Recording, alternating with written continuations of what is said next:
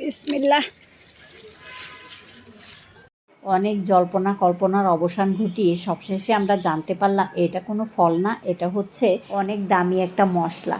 আর কি মশলা সেটাই আমি জানাবো আজকের ভিডিওতে। ভিডিওটা যখন অন করে ফেলেছেন তাহলে অন্তত 30 সেকেন্ড হলেও ভিডিওটা দেখবেন। অনেকে আছে ভিডিও না দেখেই কমেন্ট করে যায়, আর এইভাবে কমেন্ট করে কারো পেজের ক্ষতি কেউ করবেন না। বলে ধরতে পারি না, ফুল তো সিরা সম্ভব না। গোটাটা অনেক সুন্দর লাগতেছে, অনেক সুন্দর লাগতেছে গোটা।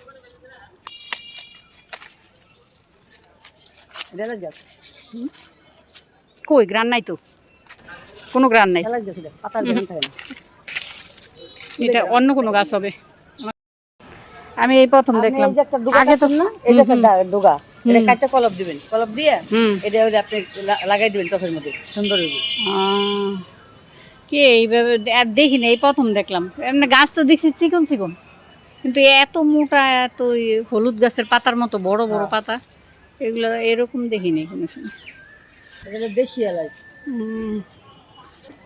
এদিকে অনেক বেরিব, যত ইয়ে আছে যে কলি কলি বেরিব, যেন যে কত উঠছে দেখছেন পাতার তল দিয়ে। এই যে এই যে এই যে আছে, ভালোই তো সরকারি জায়গা, ভালো জিনিস লাগাইছে। এই যে ফল, দাঁড়ান ছিঁড়েন, ভাঙেন দেখি। এলাচ কিনে আসলেই দেখি। না না না, এটা এলাচ এই করেন ভিতরটা দেখি না।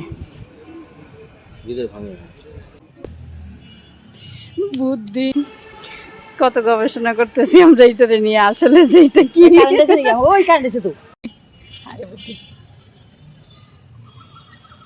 এটা জয়ফল, ওইটাই ঠিক আছে। এটা এলাচি না, এই জয়ফল গোটা ঠিক আছে। এটা জয়ফল, এলাচি না, ওই কালোটা। হ্যাঁ হ্যাঁ কালোটা, এই যে মাংস সিদ্ধ হওয়ার জন্য যেটা দেয় ওইটা নরম হয় তো, এটা দিলে আর টেস্টের এই জয়ফল। জয়ফল, জয়ফল এটা না, এই এরকমই থাকে।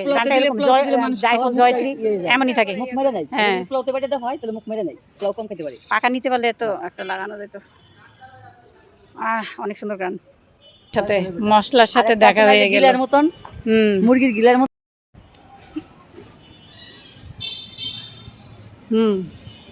আর ওটা হচ্ছে